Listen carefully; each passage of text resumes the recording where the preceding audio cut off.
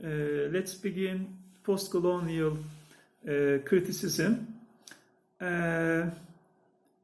Post-colonial criticism was born in the late 1980s and early 1990s, but in order to understand post-colonial, we have to understand colonial writing and colonial fiction.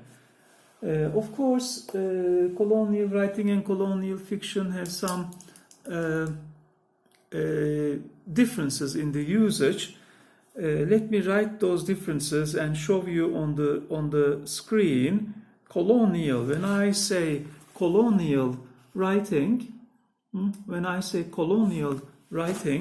it means the texts written about the colony. Okay, the texts written about the colony. But there is also another term called,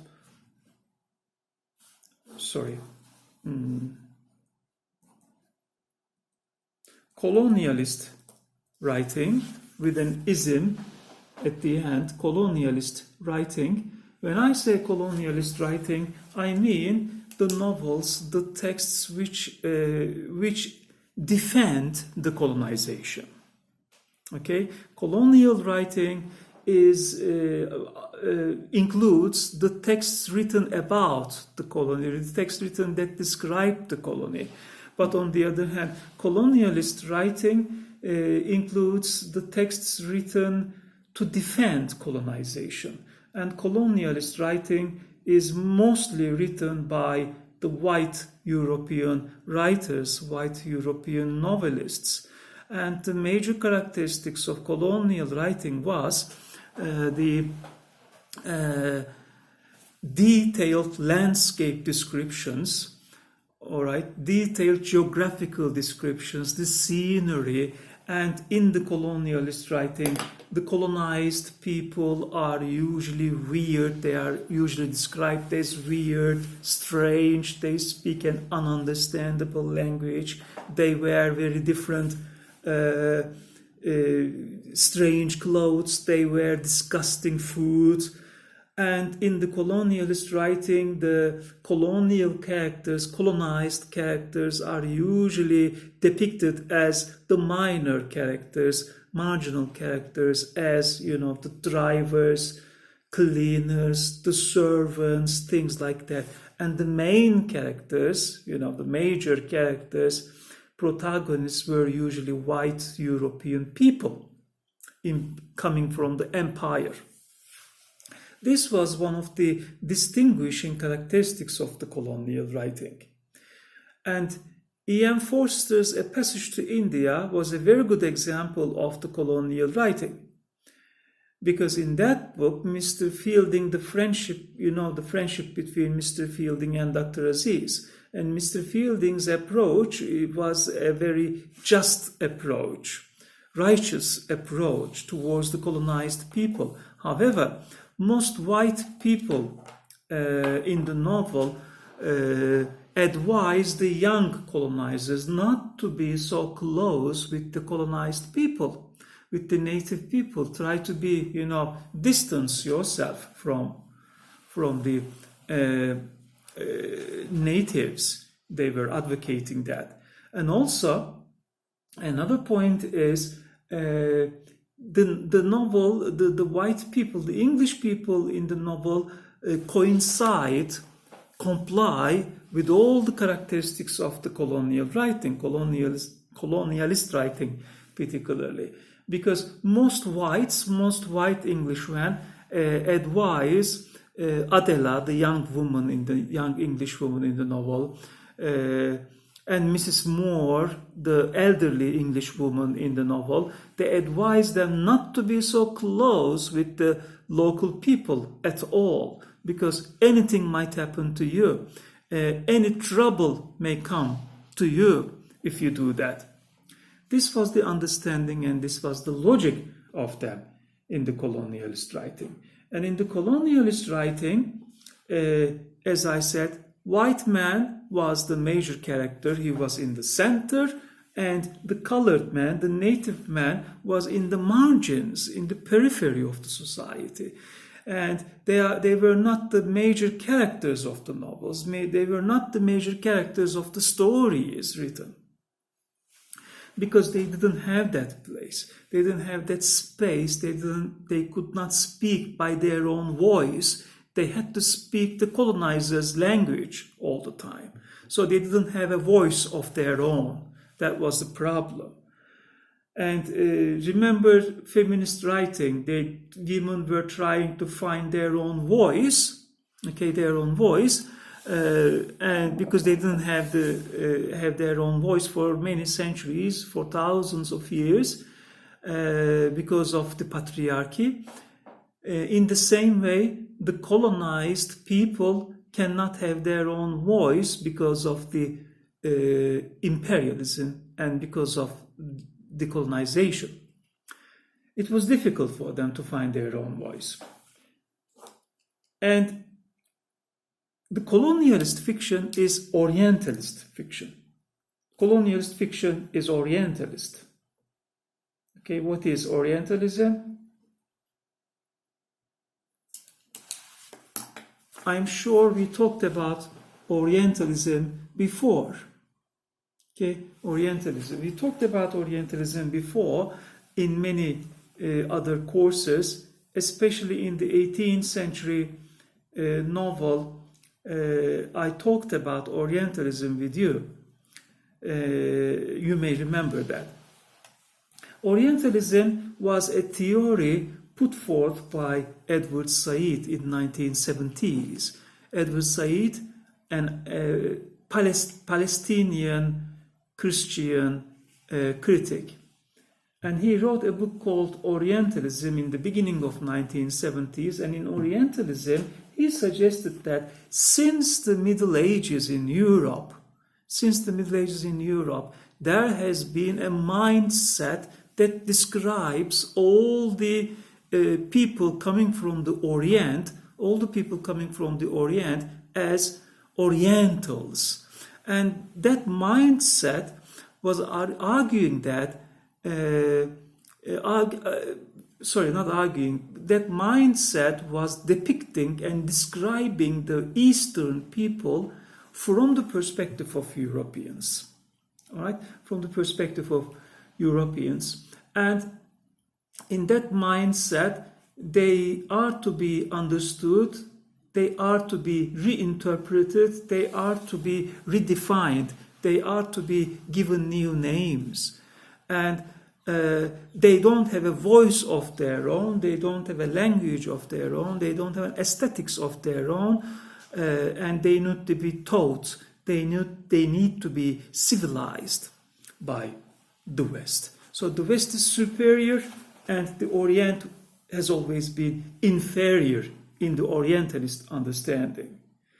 So the Orientalist understanding also depicts pictures of exotic pleasures. The most famous Orientalist pictures were the paintings of Hammam, especially in the Middle Age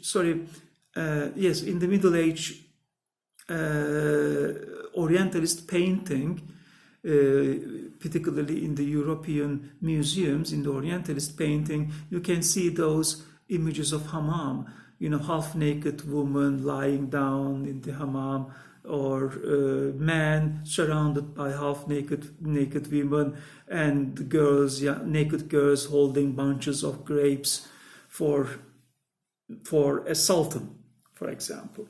That's an Orientalist thinking, and this Orientalist thinking can also be seen, Orientalist categorization can also be seen in the European people's questions asked to Turkish people. Do you ride camels in your country? Or do you always wear a fez in your country? Or do you speak Arabic in your country? And we always try to convince them that we do not speak Arabic, we do not ride camels in our country, or we do not wear a fez all the time in our country. So this is an Orientalist picturing. All right, Hammam is a great Oriental picture for the Western mind. They think that we always go to a hammam for our bath, which we never do. All right? We go there very rarely. I've been to a hammam in my life maybe 3 times or 4 times in my whole life.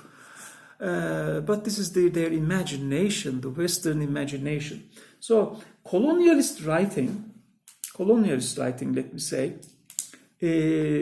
covered this Orientalist perspective towards the East, towards the colonized people, towards the colonies all the time. So the colonies were depicted as weird, depicted as uncivilized, depicted as savage. They were depicted as interesting, strange people everywhere. So these Orientalist pictures continued until the mid-20th century, when the colonies gained their independence from the British Empire or from the European empires, right? Especially in 1940s and 50s, most European colonies and most British colonies gained their independence from the British Empire. And so many of the ex-colonized people started to migrate to Europe. And they started the post-colonial period, post-colonial culture, and post-colonial writing. The differences between them are: in colonial writing was written by whites. Post-colonialist writing, on the other hand, was written by natives, colonized people. All right? In colonial writing, native people, blacks, were in the margins. They were not important people. They were the minor characters in the books. Whereas in post-colonial writing, colonized people, formerly colonized people, came to the center. They became the major characters, protagonists of the book, and the side characters, marginal characters, unimportant characters in the minority became the English people. Colonial writing was written by white writers, either living in the colony or living in England.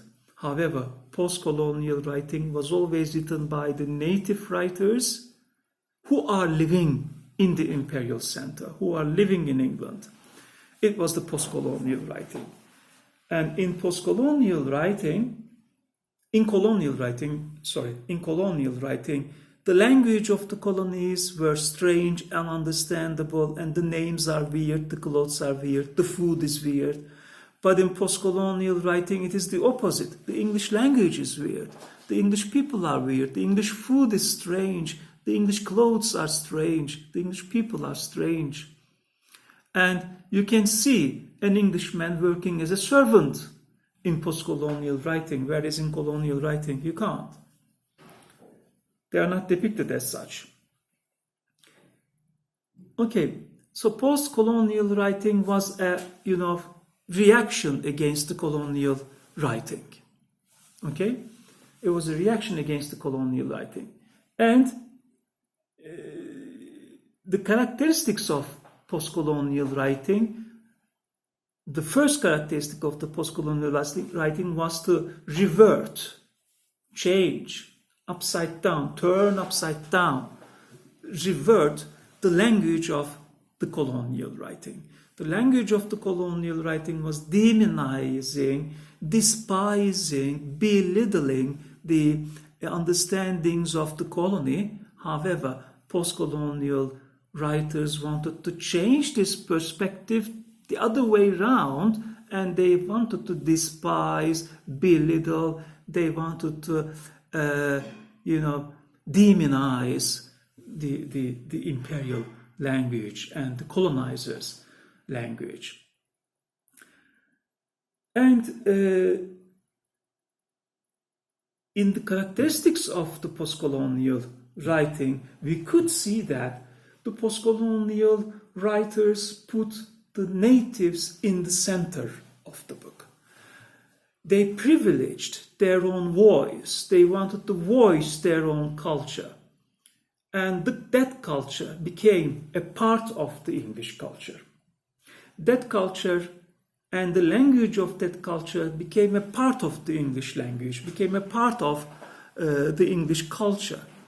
Also the food, colonial food. For example, in England now, you can see all sorts of food from all around the world, like Chinese food, Indian food, African food, Mexican food, Caribbean food, and everything.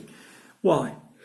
The reason is it became a part of the British culture because it's an inheritance for them from the colonies. It came from the colonies. Like in the Ottoman Empire, for example, we have lots of influence from the neighboring countries in our food. Turkish kitchen, Turkish cuisine has lots of influence from the Arabic food, from the Russian meals, from the Greek, from the Armenians and whatsoever. We have lots of influences from them because Ottoman Empire was dominant in those areas, so it's an imperial inheritance coming to us. We have also given them a lot, and they have also given us something. Same as the British Empire. British Empire went to India, went to Africa. They gave them a lot, but they have taken a lot from them too. So many of those cultural elements entered into English culture. Okay? So, what are the characteristics of post-colonial writing then? I'm going to make a list of those characteristics for you, and we will discuss them after this session. So I have to end this session and start the second session in 5 minutes.